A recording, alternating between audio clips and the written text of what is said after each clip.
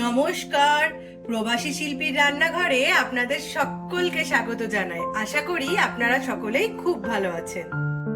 আজকে আপনাদের সাথে শেয়ার করব আরো একটা ইলিশেরই নতুন ধরনের রেসিপি, ইলিশ রেজালা। চলুন দেখে নিই এই রান্নাটা করতে আমার কি কি লাগবে।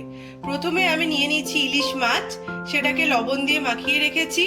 এখানে আছে গোটা দারচিনি, গোটা গোলমরিচ, গোটা জিরে আর শুকনো লঙ্কা। এখানে আছে ফ্যাটানো টক দই। এখানে আছে আদা, রসুন, পেঁয়াজ আর কাঁচা লঙ্কা বাটা। আর এখানে আছে কাজু, পোস্ত, চারমগজ বাটা। তাহলে চলুন রান্নাটা এবার শুরু করি। আমি একটা পাত্র নিয়ে নিয়েছি আর এখানে আমি সাদা তেল দিয়েছি। সাদা তেলটা খুব ভালো গরম হয়ে গেছে।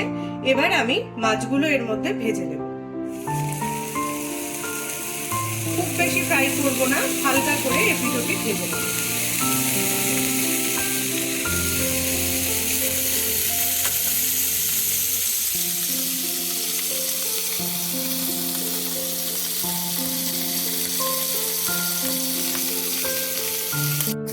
মাছগুলো ভাজা হয়ে গেছে, এবার আমি তুলে নিচ্ছি।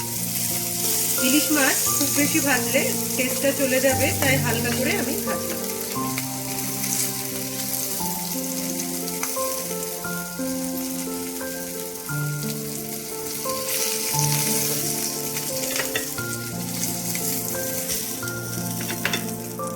এবার আমি একটু এর মধ্যে ঘি দিচ্ছি।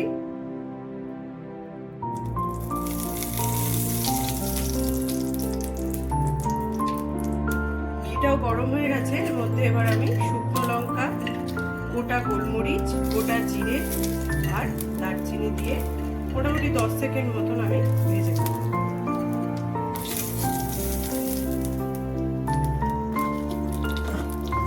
এটা ভাজা হয়ে গেছে, এবার আমি এর মধ্যে পেঁয়াজ, আদা, রসুন আর কাঁচা লঙ্কা বাটাটা দিয়ে দিচ্ছি।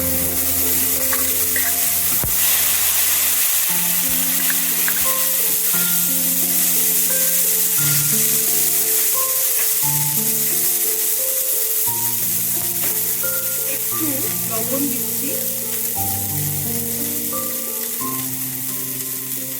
কাশ্মীরি লঙ্কা গুঁড়ো,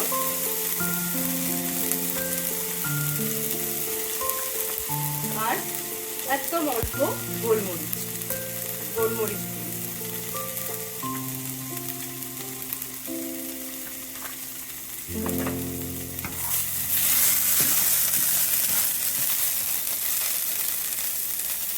এই মশলাটাও ভাজা হয়ে গেছে, এর মধ্যে আমি কাজু বাদামের পেস্টটা দিয়ে দিচ্ছি।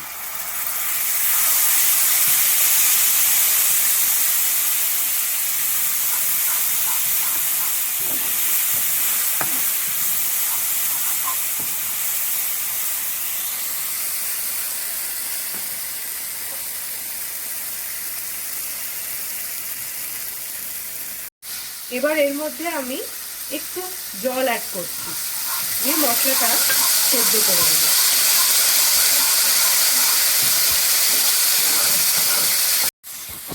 এবার এর মধ্যে আমি টক দইটা দিচ্ছি।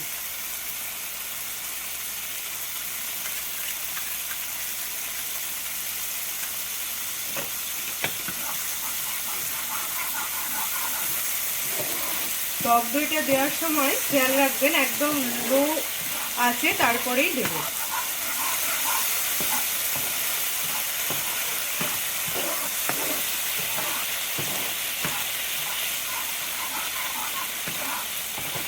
টক দইটা মশলার সাথে খুব ভালোই মিশে গেছে, এবার আমি এর মধ্যে একটু জল অ্যাড করব।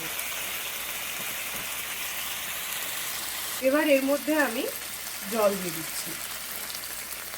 যতটা গ্রেভি দরকার ততটাই আমি জল দিচ্ছি।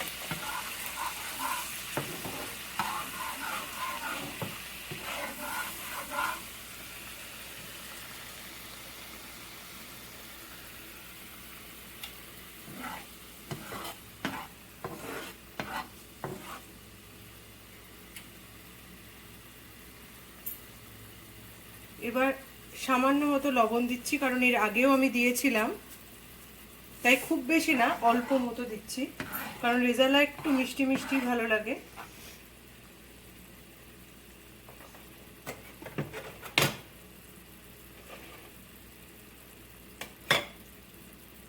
ঝোলটা ভালোই ফুটে উঠেছে। এবার এর মধ্যে আমি এই মাছগুলোকে দিয়ে দিচ্ছি।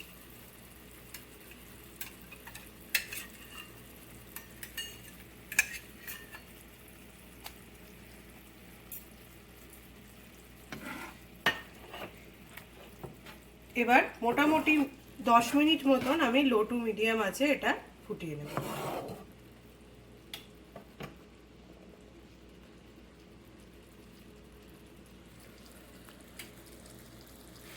এই মাছটা 10 মিনিট মতন হয়ে গেছে, খুব ভালোই ফুটে গেছে। এবার আমি গ্যাসটাকে একদম লো করে দেব। আর সাইডে একটা প্যান নিয়ে নিয়েছি, এর মধ্যে অল্প ঘি দিয়ে দিচ্ছি আর একটু শুকনো লঙ্কা এর মধ্যে দিয়ে দেব। ঘিটা গরম হলে এর মধ্যে আমি শুকনো লঙ্কাটা দিয়ে দেব।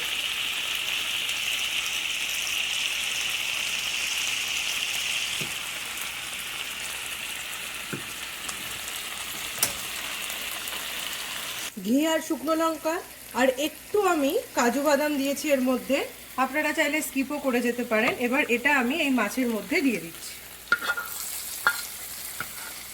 ইলিশ মাছের রেজালা পরিবেশনের জন্য একদম তৈরি।